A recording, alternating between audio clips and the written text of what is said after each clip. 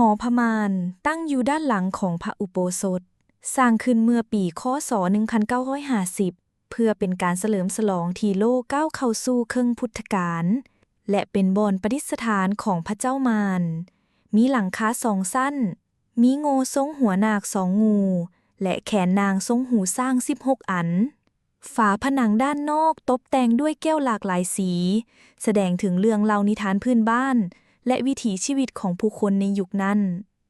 คำว่าพมานแม่นมีที่มาจากคำว่าพม่าในเมื่อก่อนประมาณ700 กว่าปีหลังพม่าได้สร้างองค์พมานขึ้นด้วยทองสำริดเนื้องามมีน้ำหนัก75 กิโลพร้อมทั้งประดับด้วยอัญมณีนาที9 สีที่บริเวณสายแอวสร้อยสังวาลและเครื่องทรงทั้งองค์หลังจากสร้างพมานสำเร็จแล้ว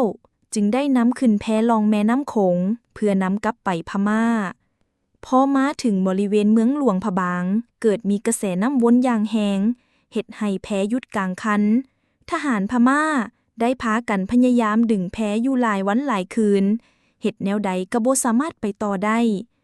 อาจารย์ผู้อังเซินจึงได้ทำพิธีกรรมสจาระแล้วตั้งจิตอธิษฐานว่าถ้าหากองค์พมานยังบ่อยากกลับไปเมืองหงสาวดีประเทศพม่าก็ขอให้ทานเลือกวัดที่จะอยู่เองเถินในเมื่อก่อนหลวงพระบางมีวัดหลายกว่า100 แห่งสาธุใหญ่ทุกวัดก็ได้มาอัญเชิญมามาโจมพมานขึ้นจากแม่น้ำโขงแต่ก็บ่มีวัดใดสามารถยกขึ้นมาได้ต่อมาอีกหลายวัน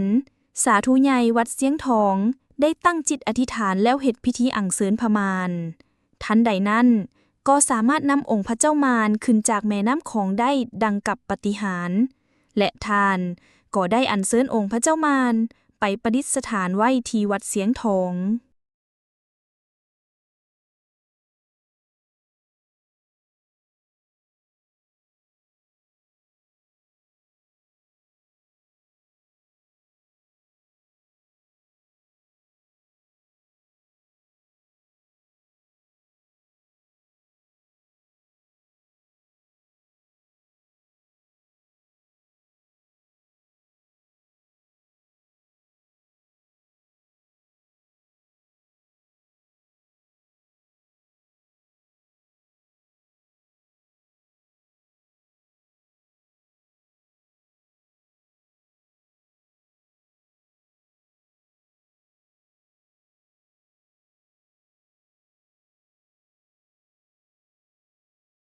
เมื่อปีค.ศ.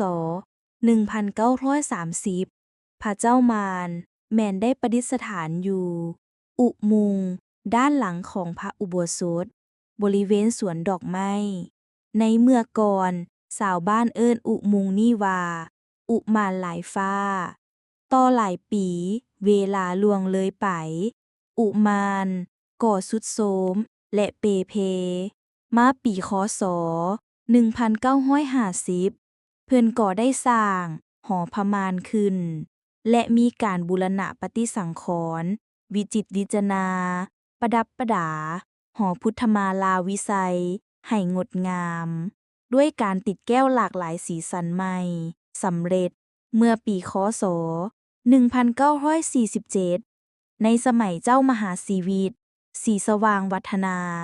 โดยนายสร้างประจำราชสำนักพระราชวังเพียตันเป็นเจ้าศรัทธาในการปฏิสังขรณ์ใหญ่ในครั้งนี้พร้อมทั้งสร้างแท่นพระเจ้ามารซึ่งมีน้ำหนัก20.5 กิโลน้ำหนักรวมองค์พระเจ้ามารและแท่นแมนยูที95.5 กิโลหลังจากนั้นเพื่อนก็ได้อัญเชิญองค์พระเจ้ามารไปประดิษฐานไว้ที่หอพมานนับตั้งแต่นั้นเป็นต้นมาจนถึงปัจจุบันนี้พระเจ้ามารเป็นพระพุทธรูปปางห้ามญาติประทับยืนเป็นพระศักดิ์สิทธิ์เป็นที่ค้ำศาสนาและเป็นพระคู่บ้านคู่เมืองอีกองค์หนึ่งที่ชาวหลวงพระบางให้ความนับถือสักการะบูชาเพื่อปลดทุกข์เชื่อกันว่าผู้ใดที่มีความทุกข์ร้อนในใจมักจะมากราบไหว้ขอพรนำพระเจ้ามารก็จะสมดังใจปรารถนาทุกประการ พิธีฮดสงฆ์พระเจ้ามารเกิดขึ้นครั้งทำอิฐประมาณปีคศ 1979 ในเมื่อก่อนเมืองหลวงพระบางเกิดภัยแห้งแล้งและอากาศก็ร้อนอบอ้าวเป็นเวลาหลายเดือนหมอกควันจากการจุดไห้ได้ปกคลุมทั่วเมืองเฒ่าแก่แนวมุมศาลากวน วัดบ้านกิลี เสียงทอง โพนเฮือง และบ้านกลาง ได้มาปรึกษาหารือร่วมกับเจ้าอาวาสสาธุใหญ่ม้าวมณีวังโส และสาธุใหญ่คำจันทร์วิระจิตตะ เจ้าอธิการวัดเห็นดีเป็นสมควร เอาพระเจ้ามารลงฮดสงฆ์เฮ็ดให้เกิดมีฟ้าลมฝนตก เพื่อเป็นการช่วยชาวบ้านชาวเมือง ที่ได้รับความเดือดร้อนในครั้งนั้น ในเมื่อก่อนการเอาพระเจ้ามารลงฮดสงฆ์นั้น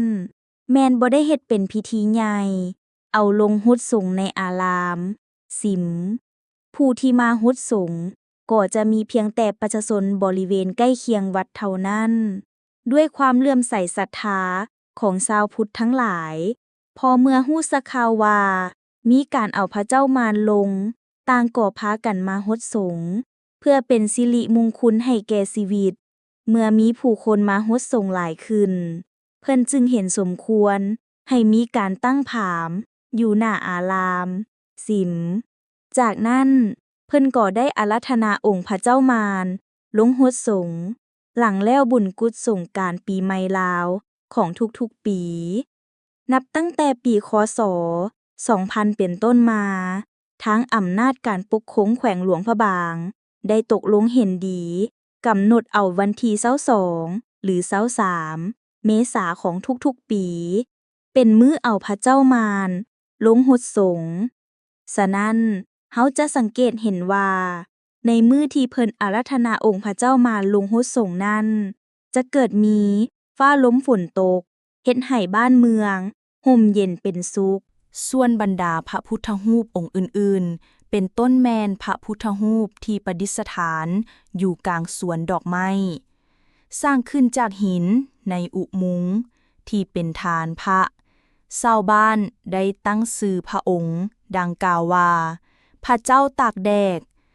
เล่าสืบกันว่าในเมื่อก่อนเจ้าอาวาสสาธุเม้ามณีวังโสได้ฝันว่าในสวนดอกไม้ที่เป็นบ่อนประดิษฐานของพระเจ้าตากแดกนั้น